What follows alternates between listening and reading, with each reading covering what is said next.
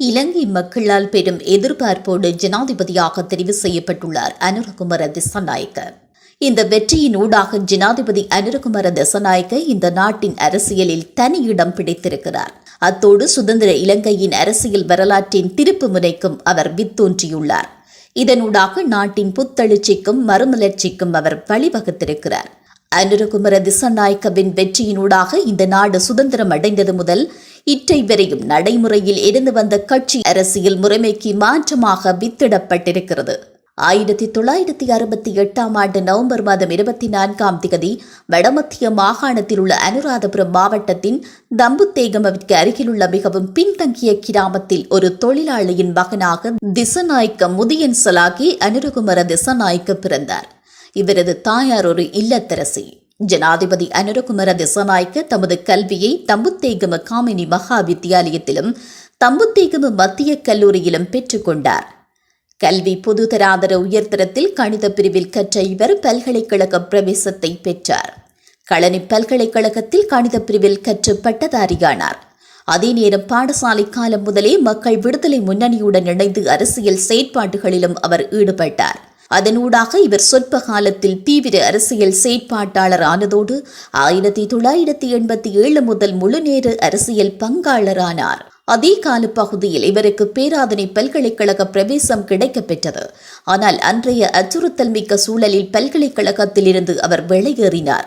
அதனால் அவர் ஒரு வருடம் கழித்து 1992 களனி பல்கலைக்கழகத்திற்கு மாற்றப்பட்டு பகுதிகவியல் பிரிவில் கற்று பகுதிகவியல் பட்டதாரியாக வெளியேறினார். ஜேவிபி ஊடாக இடதுசாரி அரசியலில் பிரவேசித்த இவர் ஜேவிபியின் தீவிர அரசியலில் ஈடுபட்டிருந்த நிலையில் 1995 சோசலிச மாணவர் சங்கத்தின் தேசிய அமைப்பாளரானார். அத்தோடு மக்கள் விடுதலை முன்னணியின் மத்திய செயற்குழு உறுப்பினராகவும் நியமிக்கப்பட்டார். அதனைத் தொடர்ந்து 1998 மக்கள் விடுதலை முன்னணியின் அரசியல் பீட உறுப்பினரானார். 1994 ஜனாதிபதி தேர்தல் ஊடாக மக்கள் விடுதலை முன்னணி பிரதான அரசியல் நீரோட்டத்தில் பிரவேசித்தது.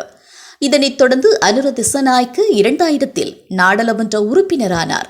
அந்த தொடக்கம் இற்றை வரையும் நாடாளுமன்ற உறுப்பினராக இருந்து மக்களுக்கு சேவையாற்றியிருக்கிறார்.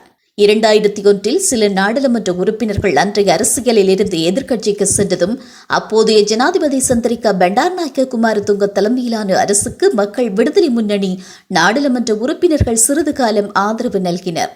2004 ஸ்ரீலங்கா சுதந்திர கட்சியுடன் ஜேவிபியும் இணைந்து ஐக்கிய மக்கள் சுதந்திர முன்னணியை அமைத்தது. அந்த முன்னணியில் குருநாகல் மாவட்டத்தில் போட்டியிட்ட இவர் 1,53,868 வாக்குகளை பெற்று வெற்றி பெற்று நாடாளுமன்ற உறுப்பினரானார். அதனூடாக விவசாயம், கால்நடை வளர்ப்பு, காணி மற்றும் விவசாய அமைச்சராக பதவியேற்றார். இவ்வாறு அவரது அரசியல் பயணம் ஆரம்பமான நிலையில் நாட்டில் உள்ள அனைத்து துறைகளையும் உள்ளடக்கியதாக வெளியிடப்பட்ட தேர்தல் விஞ்ஞாபனம் வீண் விரயம், ஊழல், மோசடி, திருட்டு என்பவற்றை ஒழித்து வளமான வாழ்வை ஏற்படுத்துவதை இலக்காக கொண்டது. எனவே நாட்டு மக்கள் ஊழல் மோசடிகளுக்கு எதிராக வாக்களித்துள்ளனர். ஆனாலும் அனுரவுக்கு முன் பல சவால்கள் காணப்படுகின்றன. பாராளுமன்ற அதிகாரத்திற்காக அனுர கூட்டு சேர்ந்தால் அவர் தேர்தல் மேடைகளில் ஊழல் முறைகேடுகளுக்கு எதிராக வழங்கிய வாக்குறுதிகளை நிறைவேற்ற முடியாத நிலை உருவாகும். அது மக்கள் மத்தியில் அனுரவுக்கு பெரும் பாதிப்பினை உண்டு பண்ணும். இதனைவிட பிராந்திய சர்வதேச அரசியல் நலன்கள், அதாவது புவிசார் அரசியலும் அனுரவுக்கு சவாலாக இருக்கும். முக்கியமாக அனுரவின் இடதுசாரி கொள்கை பீஜிங்கோடு நெருக்கமாக இருக்குமானால் இந்திய மற்றும் மேற்குலக அரசியல் நிகழ்ச்சி நிரல் காரணமாக நாட்டில் மீண்டும் அமைதியற்ற சூழல் ஏற்படுவதற்கான வாய்ப்புகள் அதிகம் உண்டு. ஒருபுறம் சீனா, மறுபுறம் இந்தியா, மேற்குலகம் போன்றவற்றை அனுர எவ்வாறு கையாளப் போகிறார் என்பதை பொறுத்தே இலங்கையின் ஸ்திரமான அரசியல் பொருளாதார சூழல் அமையும். ஆனாலும் இந்த மூன்று தரப்பினரையும் ஒரே நேர்கோட்டில் வைத்து கையாள்வது என்பது முடியாத காரியம். எனவே சவால்கள் நிறைந்த ஒரு சூழல் அனுரவின் முன் காணப்படுகிறது. தனது வாக்காளர்களையும் திருப்திப்படுத்திக் கொண்டு பிராந்திய சர்வதேச அரசியல் தரப்பினர்களையும் சமாளித்துக் கொண்டு அனுர பயணிக்க வேண்டும். அதில் வெற்றி பெறுகின்ற போது நாட்டில் ஸ்திரமான சூழல் ஏற்படும். நாட்டில் பெரும் எதிர்பார்ப்புடனும் நம்பிக்கையோடும் தெரிவு செய்யப்பட்டிருக்கக்கூடிய ஜனாதிபதியாக விளங்குகிறார் அனுரகுமார திசாநாயக்க. அவருக்கும் பாரிய சவால்கள் முன் காத்திருக்கின்றன.